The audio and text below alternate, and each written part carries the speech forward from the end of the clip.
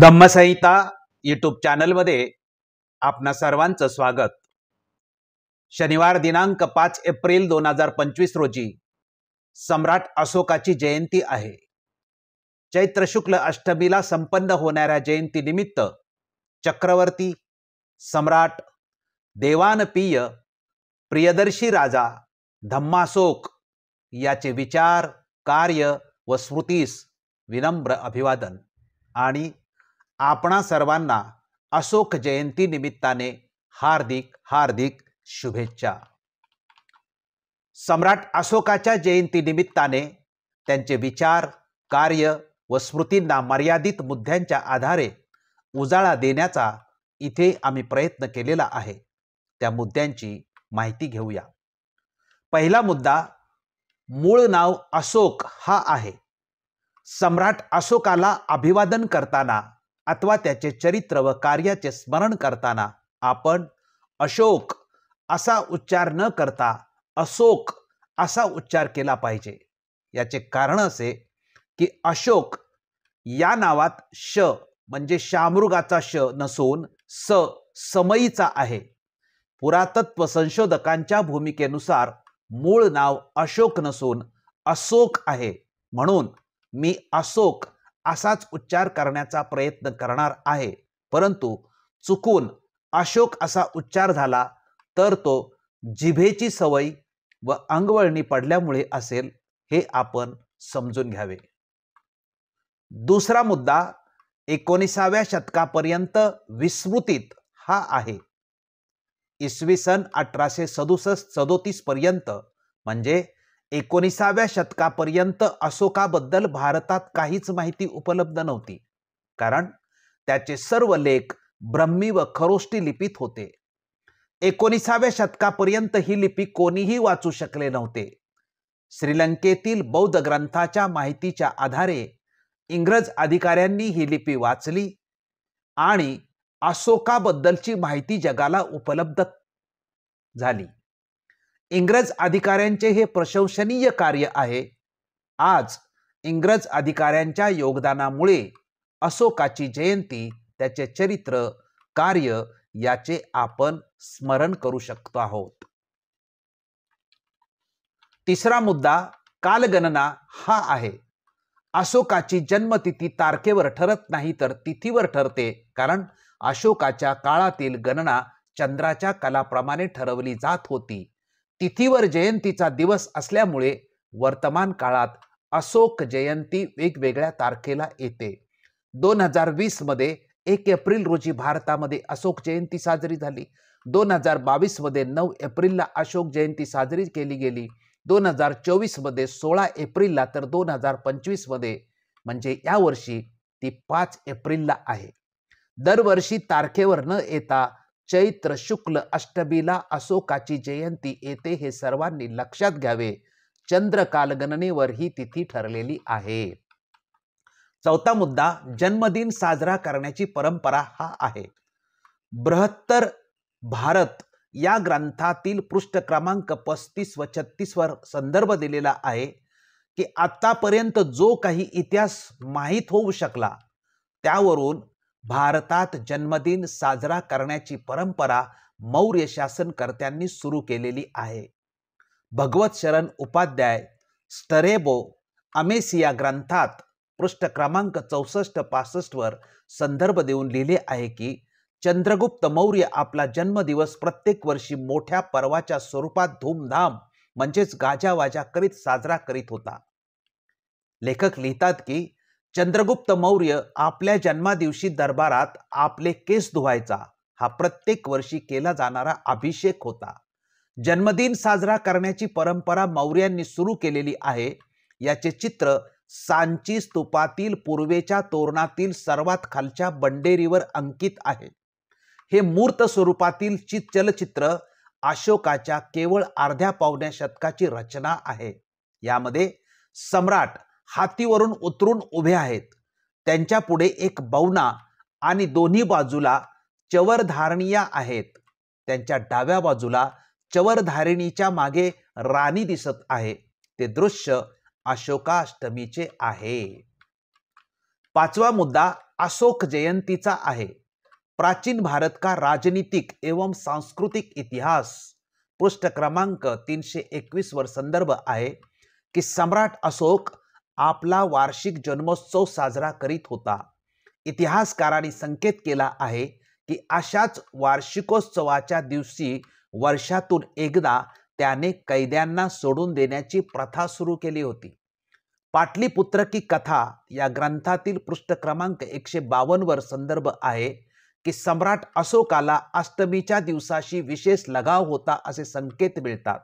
त्याने प्रत्येक पक्षाची अष्टमीच्या दिवशी बैल, बकरा, भेडा, डुक्कर आणि अशाच प्रकारे दुसऱ्या जीवांना मारू नये असा आदेश काढला होता। जयंतीचे स्वरूप व मिरवणूक याबाबत डॉक्टर राजेंद्र प्रसाद लिहितात की फाहियान याने मिरवणुकीचे सविस्तर वर्णन केलेले आहे। या दिवशी 4 चाकाचा रथ बनविला जात होता। रथ 20 हात उंच असायचा। हा रथ स्तूपाच्या आकाराचा बनविला जात होता। मध्यभागी बुद्धाची मूर्ती ठेवली जात होती। मोठ्या संख्येने या मिरवणुकीमध्ये लोक सामील होत होते। नाचत गात मिरवणूक काढीत होते।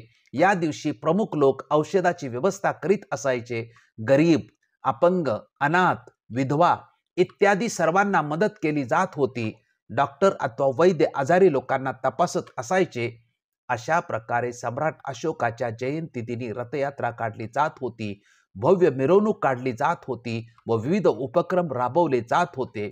सम्राट अशोकाच्या कार्याचे अनुसरण त्यांच्या जयंतीला भारतात अनेक वर्ष केले जात होते। याबाबत डॉक्टर आंबेडकर लिहितात की हीच गोष्ट तर सम्राट अशोक करीत होते। अशोक जयंतीला सम्राट अशोकाच्याच मार्गाने जाऊन तेव्हा भारतातील लोक आपल्या या महानायकाला खऱ्या अर्थाने नमन करत होते। 6वा मुद्दा अशोकाची धम्मदीक्षा हा आहे। वागो आपटे सम्राट अशोक चरित्र या ग्रंथातील पृष्ठ क्रमांक 60 वर लिहितात की बौद्ध धम्माची दीक्षा घेतलेल्यांचे उपासक आणि भिक्षू असे 2 वर्ग आहेत आणि प्रत्येक वर्गाची दीक्षा निरनिराळी आहे। तेव्हा अशोकाने कोणत्या वर्गाची दीक्षा घेतली असा प्रश्न साहजिकच कोणालाही विचारावासा वाटेल आणि या प्रश्नाचे उत्तर अशोकाने स्वतःच रूपनाथ येथील आपल्या पहिल्या लघुशिला लेखात स्पष्टपणे सांगितले आहे की बौद्ध धम्म स्वीकारल्यानंतर पहिली 2.5 वर्षे आपण केवळ उपासक होतो आणि नंतर संघात म्हणजे बौद्ध भिक्षूंच्या वर्गात सामील झालो व तेव्हापासून धर्म प्रचाराचा उद्योग झटून करू लागलो। त्याने प्रथम आपल्या राज्यातली शिकार बंद करून टाकली आणि चैनीसाठी राजा दौरे काढीत असे, त्याऐवजी तो आता बौद्ध तीर्थांच्या यात्रा करू लागला। 7वा मुद्दा अशोकाची धम्मयात्रा हा आहे। वागो आपटे सम्राट अशोक चरित्र या ग्रंथातील पृष्ठ क्रमांक 61 वर अशोकाच्या धम्मयात्रेबद्दल लिहितात की अशोक प्रथम नेपाळात तराई प्रांतात बौद्धांचे जन्मस्थान म्हणजे बुद्धाचे जन्मस्थान त्याच्या दर्शनासाठी गेला। नंतर कपिलवस्तू जिथे बुद्धाचे बालपण गेले ते स्थान, बिहारमध्ये बोधिवृक्ष असलेली गया, ऋषीपट्टण अथवा सारनाथ, बुद्धाचे मृत्यूस्थान कृषीनगर, गौतम बुद्ध ज्या ठिकाणी राहिले होते ते श्रावस्तीतील जेतवन, वकुळ किंवा बकुल नावाचा साधू आणि त्याचप्रमाणे बुद्धाचा पट्टशिष्य आनंद यांचा स्तूप, अशा तीर्थस्थानांचे दर्शन घेत घेत अशोक पुष्कळ हिंडला। महत्वाची गोष्ट म्हणजे लोकात धर्मप्रचार करण्यासाठी अत्यंत जंगली व मगध राज्यातल्या अत्यंत दूरच्या प्रांतात तो गेला। इसवी सन पूर्व 248 मध्ये सम्राट अशोकाने धम्मयात्रा सुरू केली तेव्हा त्याच्या सोबत सामंत, अमात्य, हत्ती, घोडे, रथ, मूर्तिकार आणि ज्ञानी पंडित राहत होते। आपले गुरु मोगलीपुत्र तिस यांच्या उपदेशानुसार आचार्य उपगुप्तांच्या मार्गदर्शनाखाली सर्वप्रथम ते भगवान बुद्धाचे जन्मस्थान लुंबिनी येथे गेले। तेथे त्यांनी पूजा केली आणि एक शिलास्तंभ रोवला, त्यावर लेख कोरला गेला।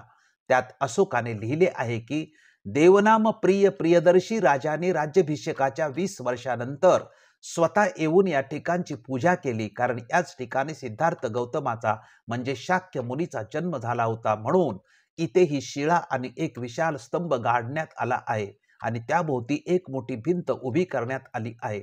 भगवान बुद्धाचा जन्म झाला असल्या कारणाने राजाने या लुंबिनी गावाचा कर माफ केला होता। अशोकाचा हा सज्जड पुरावा उपलब्ध झाला नसता तर आज बुद्ध हे काल्पनिक किंवा अवतारी पुरुष म्हणून गणले गेले असते, परंतु सम्राट अशोकाच्या या पुराव्यामुळे सिद्धार्थ गौतम बुद्ध हे ऐतिहासिक पुरुष ठरले असून त्यांची तत्वे चिरंजीव ठरत आहेत. 8वा मुद्दा अशोक निर्मित स्मारके हा आहे. सम्राट अशोकाने बौद्ध धर्म स्वीकारल्यानंतर भगवान बुद्धाच्या जीवनासंबंधी प्रत्येक ठिकाणाला भेट दिली आणि त्याच्या स्पर्शाने पुनीत झालेल्या प्रत्येक ठिकाणी विहार, चैत्य, स्तूप आणि स्तंभ बांधलेत. अशोकाला कलेची जाण आणि उत्तम सौंदर्य दृष्टी असल्यामुळे त्याने शिलालेख, गिरिलेख, स्तंभलेख आणि गुहालेख लिहवले. 2000 वर्षानंतर देखील अशोकाचे शिल्पकाम पाहून आपण थक्क होतो. त्याने कोरलेला एक एक स्तंभ म्हणजे शिल्पकलेचा उत्कृष्ट नमुना आहे. अशोकाच्या या सर्व कार्याची माहिती इथे न देता बौद्ध धर्मात जी 4 पवित्र स्थळे आहेत ती सम्राट अशोकाने निर्माण केली आहेत त्याची संक्षिप्त माहिती देण्याचा इथे प्रयत्न केला आहे. ती 4 पवित्र स्थळं म्हणजे लुंबिनी जिथे बुद्धाचे पारंपरिक जन्मस्थान, बोधगया जिथे बुद्धांना ज्ञान प्राप्त झाले होते, सारनाथ जेथे ज्ञानप्राप्तीनंतरचे पहिले प्रवचन आणि कुशीनगर येथे परिनिर्वाण. ही 4 पवित्र स्थळे युनेस्कोच्या जागतिक वारसा स्थळ म्हणून नामांकित झाली आहेत. या 4 प्रमुख स्थळावरती सम्राट अशोकाने स्मारके निर्माण करून बुद्ध हे ऐतिहासिक पुरुष असल्याचा जिवंत पुरावा कायमस्वरूपी अजरामर केला आहे. त्या 4 पवित्र स्थळांची संक्षिप्त माहिती पाहूया. 9व्या मुद्द्यात बौद्ध धर्माचे पहिले पवित्र स्थळ लुंबिनी आहे. भगवान बुद्धाचा जन्म दक्षिण नेपाळच्या तराई मैदानात असलेल्या लुंबिनीच्या पवित्र भागात झाला होता. याची साक्ष मौर्य सम्राट अशोकाने इसवी सन पूर्व 249 मध्ये उभारलेल्या स्तंभावरील शिलालेखावरून मिळते. लुंबिनी हे जगातील एक महान धर्मातील सर्वात पवित्र स्थळापैकी एक आहे आणि त्याच्या अवशेषामध्ये इसवी सन पूर्व 3ऱ्या शतकापासून बौद्ध तीर्थक्षेत्राच्या स्वरूपाचे महत्त्वाचे पुरावे आहेत. पुरातत्वीय संवर्धन क्षेत्रातील वास्तूच्या संकुलात शाक्य तलाव, मायादेवी मंदिरातील अवशेष ज्यामध्ये इसवी सन पूर्व 3ऱ्या शतकापासून ते सध्याच्या शतकापर्यंतचा क्रॉसवॉल सिस्टमध्ये विटांची रचना आहे सिस्टममध्ये आणि ब्राह्मी लिपीमध्ये पाली शिलालेख असलेला वाळूचा दगडी अशोक स्तंभ आहे. 10वा मुद्दा बौद्ध धर्माचे पवित्र स्थळ महाबोधी विहार आहे. याच्या मुक्तीसाठी 1891 सालापासून बौद्धांचे आंदोलन सुरू आहे, परंतु अजूनपर्यंत त्याला यश आलेले नाही. याच्या निर्मितीची ऐतिहासिक माहिती अशी साधारणपणे आहे की 250 मध्ये इसवी सन पूर्व म्हणजे बुद्धांना पूर्ण ज्ञान प्राप्तीनंतर 250 वर्षाने बौद्ध सम्राट अशोकाने बोधगयेला भेट दिली होती. तिथे बुद्धाच्या स्मरणार्थ एक पवित्र विहार बांधले निर्मिण्याचा व महाविहार स्थापण्याचा त्याचा मानस होता. तिथे त्यांनी विहार बांधले आणि बुद्धांना ज्या जागी ज्ञानप्राप्ती झाली होती तीच नेमकी जागा लोकांना कळावी या हेतूने तिथे एका हिरेजडित सिंहासनाची स्थापना केली. हे सिंहासन वज्रासन म्हणून ओळखले जाते. सम्राट अशोकाला या महाबोधी विहाराचा संस्थापक समजले जाते. 11वा मुद्दा बौद्ध धर्माचे 3रे पवित्र स्थळ सारनाथ हे आहे. सारनाथ याला ऋषीपट्टण अथवा ब्रगदाव म्हणतात. हे युनेस्कोचे जागतिक वारसा स्थळ म्हणून नामांकित झाले आहे. सारनाथ येथील स्तूपाचे बांधकाम मौर्य सम्राट अशोकाने केले होते. सारनाथ येथे अशोकाने अनेक स्तूप व मठ बांधले होते. सारनाथ हे गौतम बुद्धांनी त्यांचे पहिले प्रवचन दिले ते ठिकाण म्हणून प्रसिद्ध आहे.